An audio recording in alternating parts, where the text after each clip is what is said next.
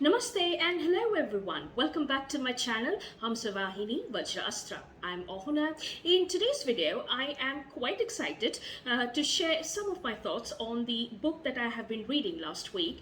And this book was selected for the readathon that I'm currently participating in for this month, which is Jane Austen July 2021. Now, Jane Austen July is a month-long readathon which has been hosted this year by Marissa from Blatantly Bookish, Katie from Books and Things, and Claudia from Spinster's Library. Now, in this particular book, the author talks about Jane Austen, her works, and the importance of gardening in the English culture during Jane Austen's time. Now, I have chosen this particular book for challenge number 3, which was to read any non-fiction book about Jane Austen or during her time. So I chose to read this book, and I have been loving this book so far. So in the video, which you would find further, you would see that I have shared a couple of my thoughts, and I had written these thoughts in a diary. And you would also find that I have done this video in a slightly different way than my previous video. So I hope you enjoyed this video, and you would hear the rustling of pages as I turn the pages. It's an narrative style video instead of an interactive video. So do please join me further in this video.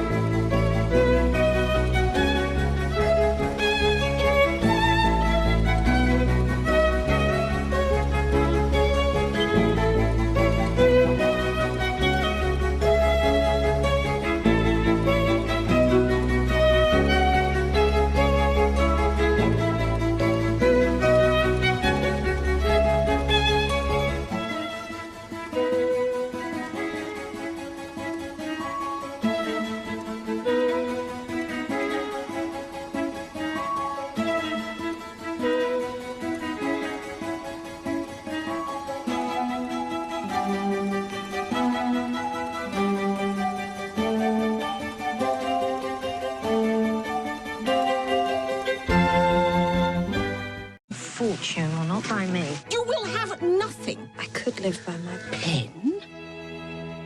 What is she doing? Writing. Can anything be done about it? I confess I'm amazed. Oh, certainly, it's unforeseen, but it's true. Fiction is desirable. Money is absolutely indispensable. Do you love him? I do not attempt to deny that I think very highly of him, that I greatly esteem him. Esteem him, like him. The more I know of the world, the more I am convinced that I shall never see a man whom I can truly love. The only wonder was, what were they waiting for? Till the business at Lyme happened. I know the cruelty of dividing two young people long attached to one another. Eleanor, where is your heart? If you wish to practice the art of fiction, to be the equal of a masculine author, your horizons must be widened. The man himself, I presume. Just as handsome as in his portrait, though perhaps a little less formally attired. We must leave here at once. Is this the proud Darcy you told us of? He is all ease and friendliness, no false dignity at all. I'm as astonished as you are. I can't imagine what has affected this transformation. Can you not? I've come here with no expectations. Only to profess, now that I am at liberty to do so, that my heart is, and always will be, yours. Your entire person is entirely agreeable. Yes, well, tonight I agree with everyone. please. Marriage is indeed a manoeuvring business. But your good opinion is rarely bestowed and therefore more worth the earning.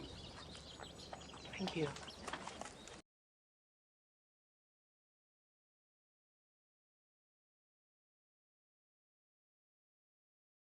The English Garden Through Jane Austen's Eyes, written by Emanuella Morelli. Why the garden? Jane Austen wrote about the life of women at the turn of the wheel of time towards the 19th century from the 18th century, and the importance of the transition it reflected in the way the high and the middle class society experienced life in new avenues of tastes, interests and perspectives.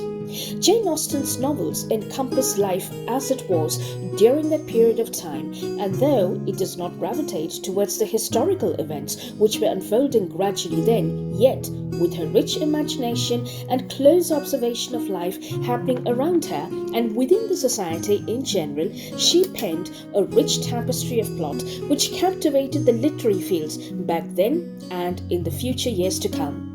During Jane Austen's time, England was a modern country on the brink of entering the Industrial Revolution.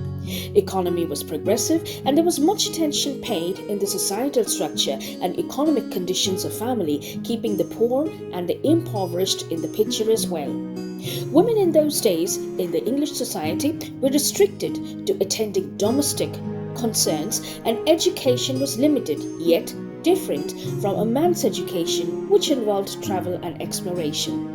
In the aristocratic families, domestic duties were taken over by the servants, leaving plenty of time for perfecting the arts of embroidery, knitting, painting, music and reading by the women of such classes of society.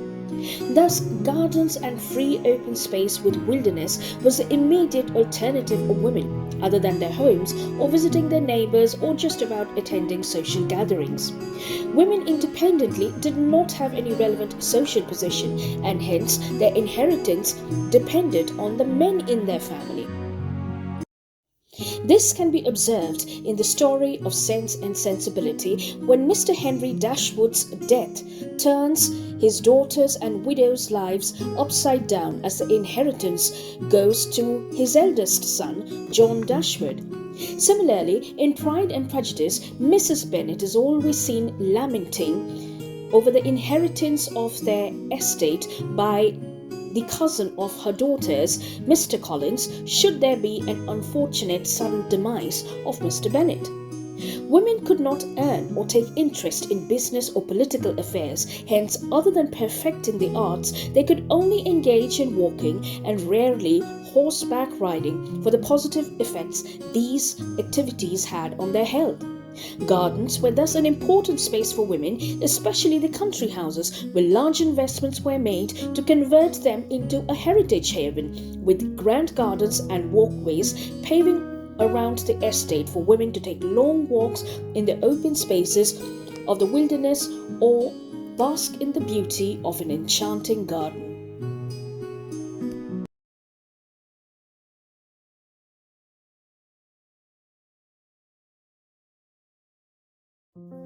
The Agricultural Revolution.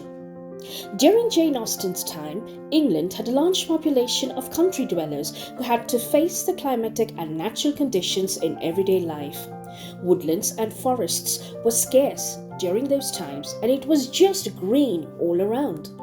A transformation had been sweeping across England since the Middle Ages, but it was propelled during Jane Austen's time, and this was the Agricultural Revolution.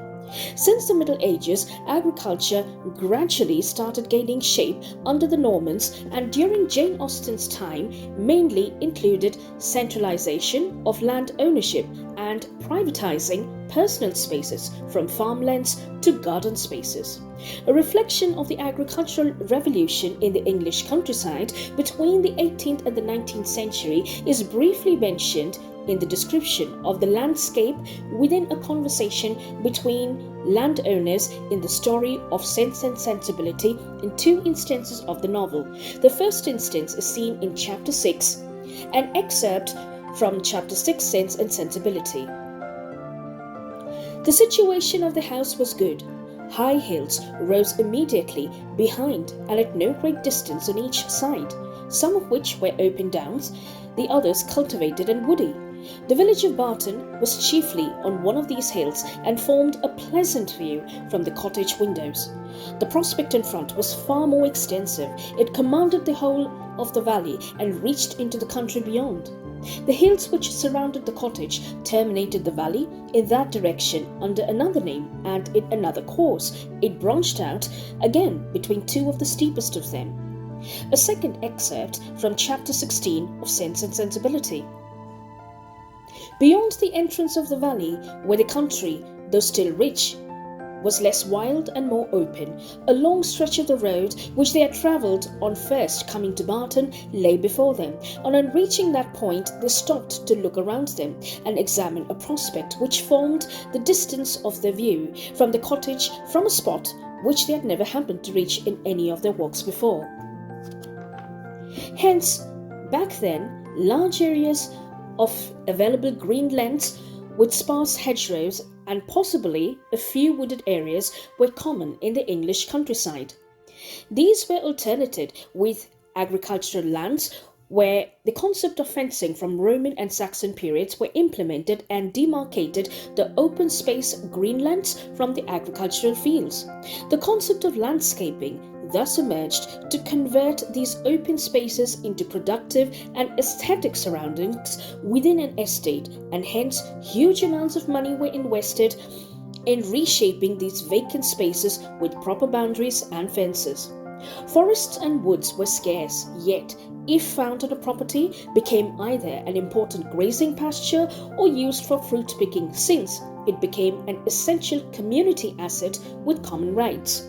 Orchards also became important on these estates along with artificial plantations, and the English countryside gradually became a place for huge investments during Jane Austen's time. The woods during these times were primarily made of deciduous trees and included varieties such as oak, ash, lime, alder, elm, and hazel. Wooded pastures were classified into common pastures, parks, and forests. The author Emanuella Morelli also takes us back to the year 1000 AD, when these wooded pastures had to be established, as England was devoid of any real trees, and due to the relations between the Normans of England and the Normans of Sicily, the antlered deer was introduced in England and gradually became a favourite hunting sport of the kings. However, the common pastures did not harbour deers, but were pastures reserved for the cattle. Deers were found in parks and forests, hence were used for hunting. This can be seen in the story of Sense and Sensibility, where the Palmer family did not have a deer park, hence could not be called a real park. However, in the novel of Mansfield Park, the estate had a deer park, hence can be considered as a real park. An excerpt from Mansfield Park, chapter 19. We have had such incessant rains almost since October began that we have nearly confined to the house for days together. I have hardly taken out a gun since the 3rd. Tolerable sport for the first 3 days, but there has been no attempting anything since. The first day I went over Mansfield Wood and Edmund took the copses beyond Easton, and we brought home 6 braces between us, and we might each have killed 6 times as many, but we respect your pheasants, sir. I assure you, as much as you desire, I do not think you will find your woods by any means worse stocked than they were. I never saw Mansfield Wood so full of pheasants in my life as this year. I hope you will take a day's sport there yourself, sir, soon. The agricultural revolution brought about much changes in the countryside, with rich landowners erecting fences to demarcate their cultivable plots, or simply trading these lands owned by the poor country folk for including them as part of their estate for landscaping. Many countryside people were forced to look for work in the cities, leaving their countryside, thus heralding the labour class for the forthcoming industrial revolution. However, landscaping and gardening were one of the direct after effects of the agricultural revolution in Jane Austen's time.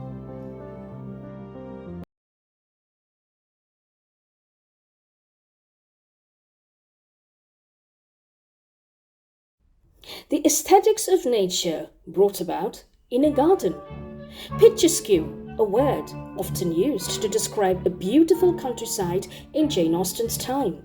The aesthetic idea of picturesque derives from the Italian word pittoresco, or the expression alla pittoresco, which in the 17th century was used to denote a painting technique to emphasize on the naturalness of the painting. The word picturesque is believed to have originated in the mind of landscape artists who drew inspiration from the vast stretch of nature playing before them in light and shadow as it was enjoyed and painted from afar, just as the painters of the 17th century, Nicholas Poussin, Claude Lorraine and Salvatore Rosa, depicted in their idealized landscape. From the late 17th century, with philosophers, artists, painters, poets and writers contributing to the word picturesque in their works to the extent that it became a matter of quality and philosophical thought and approach, hence the political notions for this word followed. Thus, the word picturesque gave an opportunity for the English culture in the 18th and the 19th centuries to rid itself of the French geometric and structured patterns in landscape gardening and found its way to a more liberal, relaxed, and natural aspect of the creative mind, which gave more preference to the wild beauty and softness in nature rather than the man-made gardens. This was a great turning point for the landscape gardening artists and professionals who implemented the dominion of nature in its wilderness and beauty rather than the French rigid patterns to domesticate the nature around them. Thus lay the fertile grounds of Romanticism, which through painting, poetry, drawing and writing found its expression through the emotional richness offered by nature. There were reflections of this word picturesque laid by many writers, artists and poets, and literary contributions which contrasted the beauty of nature to the strict rules applied to the garden as per the Dutch and the French fashion. The third Earl of Shaftesbury, Anthony Ashley Cooper, believed that the divine harmony manifests in the beauty of nature, and he identified this beauty as a creative act, and this could be manifested in the formality of gardens.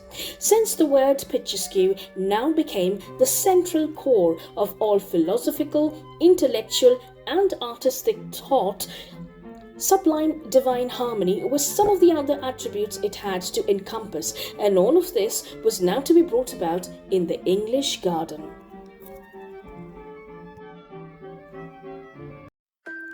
Gothic architecture and landscaping also rose in fashion during those days, and Netley Abbey, which was abandoned in the early 18th century, was visited by Jane Austen in 1807, as described in the diary of her niece Fanny Knight, and probably was her inspiration for Northanger Abbey.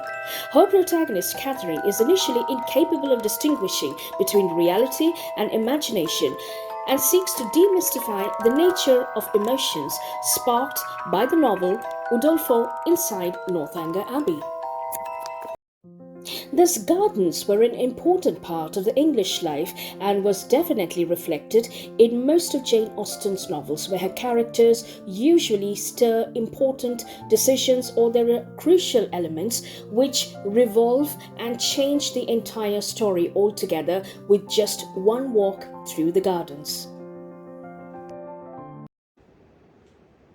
So I hope you enjoyed this video, and do let me know your thoughts in the comment section below. And I really learned a lot after reading this book, and I am quite inspired to create my own little patch of Gothic gardens, which was inspired by the Gothic architecture during Jane Austen's time. There were very few in number, but yes, Gothic gardens came into fashion during Jane Austen's time, and this is something which I learned while reading this book, and also from the other little information that I have been trying to research on while reading this book. Now, there are other videos which I have been attempting to create on other channels of mine, and one of the books which I did read on another channel, which is Melody, Rhythm and Soul, is called The Spirituality of Jane Austen, written by Paula Hollingsworth. And although I am not through with the book as yet, but I have tried to create another interactive style video sharing a couple of my thoughts on whatever I've been reading so far. So this book explores the spirituality of Jane Austen as seen in her works, and how it lies hidden but it somehow is there, which was quite fascinating for me. And there is another book which I'm reading, which is also non-fiction, and this is called Jane on the Brain, which has been written by Wendy Jones, and this explores Jane Austen's works through a neuroscience perspective, and also starts investigating into the social intelligence which was very widely demonstrated within the characters of Jane Austen. So I am reading that particular book for my other channel, The Metaphysical Library, and I will be uploading that video this Sunday, I believe, and I will try my very best to leave a link to these videos in the description box below. Of course, for the Metaphysical Library, it will come tomorrow, so I will only be able to leave a link tomorrow after it is published. So with that, I will be wrapping up this video, and I hope you have a good reading week ahead, and till then, take care and namaste.